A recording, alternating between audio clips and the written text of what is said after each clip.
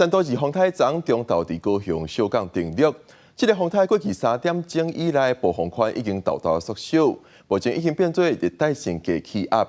气象署今日透早5点半宣布解除海上、陆上风台警报。不过，昨个大风大雨，地属大高雄地区超过15万户失电。台电人员任何旁积极抢修，目前也有65000户左右失电。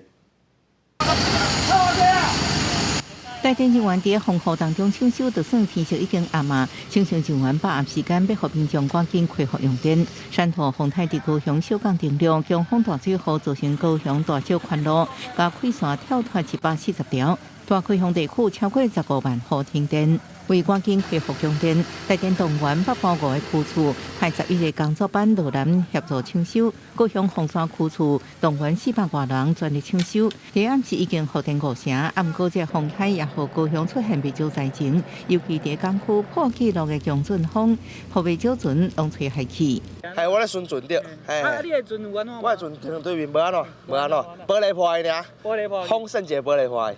这个风有足透无？比足透啊！对，迄种。足恐怖的。气象署统计，为初3饭点到初4早起5点半，新北市瑞丰、中山里丰甲路雨量达到734毫米；台东避南乡东兴村雨量超过700毫米；避南乡几下的测站雨量超过600毫米。也提醒受外围环流影响北部、东半部依然爱细致强降雨。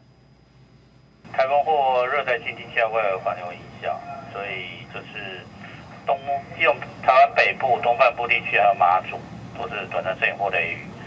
而且可能会有局部大雨发生几率。气象署统计，嘉南一日降雨量达到367.5毫米，已经打破1980年纪录。迄时阵，东北季风为嘉南带来一日351毫米的落雨，风台已经成做热带性低气压。原本有个初4落南的东北季风，由原调伫北平有个下礼拜4才会带领空气落南。记者综合报道。